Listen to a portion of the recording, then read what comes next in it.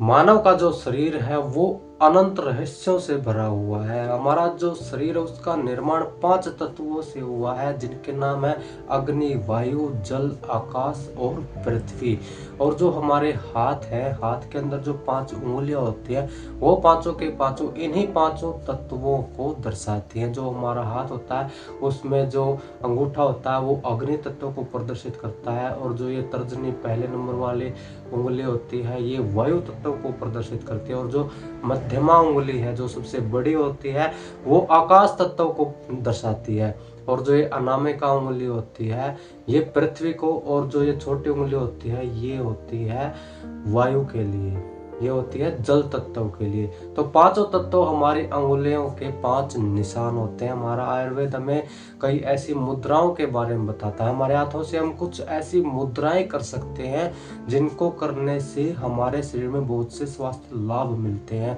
तो आज मैं आपको हमारे ऋषि मुनियों के द्वारा तैयार की गई एक ऐसी मुद्रा के बारे में बताऊंगा जो सभी के लिए कारगर है, और जिनके बच्चे पढ़ते हैं, जिनको अपने बुद्धि का स्तर ऊंचा करना है, अपने दिमाग को तेज करना है, उनके लिए ये मुद्रा वरदान के समान होगी। और इस मुद्रा का नाम है ज्ञान मुद्रा।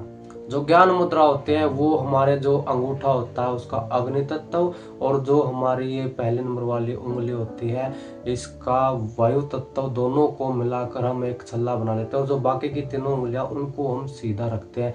ये हमारी होगी ज्ञान मुद्रा। और ये ज्ञान मुद्रा जब हम करते हैं तो हमारे हाथों की जो मुद्राएं होती हैं, अगर हम बाएं हाथ से मुद्रा करते हैं तो हमारे दाएं हिस्से में असर पड़ता है, और दाएं हिस्से से अगर हम मुद्रा करते हैं, दाएं हाथ से करते हैं, तो हमारे शरीर के बाएं हिस्से में असर पड़ता है।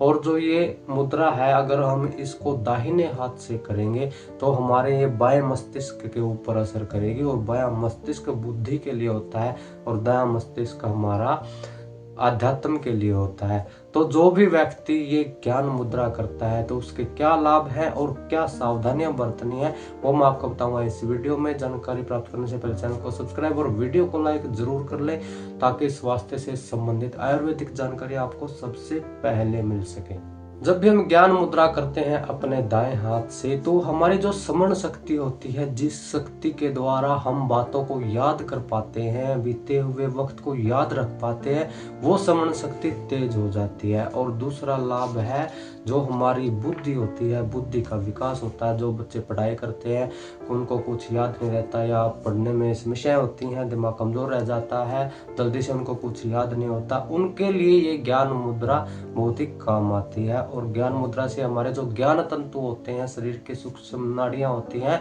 वो जागृत हो जाती हैं। उनके अंदर एक अद्भुत विद्युत का संचार होता है, जिससे हमारी बुद्धि तीक्ष्ण हो जाती है, बहुत तेज हो जाती है।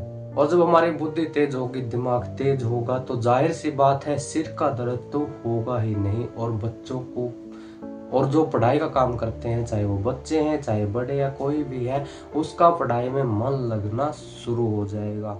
और इसके अलावा भी इसका एक बहुत बड़ा लाभ है कि जिन लोगों को नींद नहीं आती है, कम नींद आने की समस्या है, या रात को बीच बीच में नींद उचट जाती है, आँख खुल जाती है, उन लोगों के लिए ये ज्ञान मुद्रा नींद लाने के लिए भी काम करेगी। हमारा जो स्वभाव होता है, हर किसी का अपना अपना स्वभाव होता है, कोई क्रोधी स्वभाव का हो जाता है, कोई नरम स्वभाव का हो जाता है। तो जिसका भी स्वभाव समाज के विपरीत है या दूसरों को अच्छा नहीं लगता है, उसके स्वभाव में भी ये ज्ञान मुद्रा असर डालती है, स्वभाव को बिल्कुल निर्मल और कोमल बना देती है। और जिन लोगों को क्रोध आता है, क्रोध की भावना को भी ये ज्ञान मुद्रा कम कर देती है। अब आप सुन लीजिए इसकी सावधानी। जो भी ज्ञान मुद्रा करता है उसको करने के लिए आपको कम से कम 40 या 50 मिनट का समय लगता है। कोई भी मुद्रा तभी काम करेगी जब आप उसको आधा घंटा से ज्यादा समय तक करेंगे। अगर आप एक ही समय में ये मुद्रा इतने लंबे समय तक नहीं कर सकते हैं तो आप इस मुद्रा को पार्ट में कीजिए, यानी कि 2-3 बार में कीजिए। कभी 10 मिनट कर लिया, कभी 15 मिनट कर लिया, कभी 5 मिनट कर लिया। ऐसे करके आप 24 घंटे में 40-45 मिनट तक का समय इस मुद्रा को दीजिए, ताकि आपको बहुत ज्यादा लाभ प्राप्त हो। और सावधानी आपको बरतनी है कि आपको बहुत ज्यादा या बहुत गर्म पानी का सेवन नहीं करना है।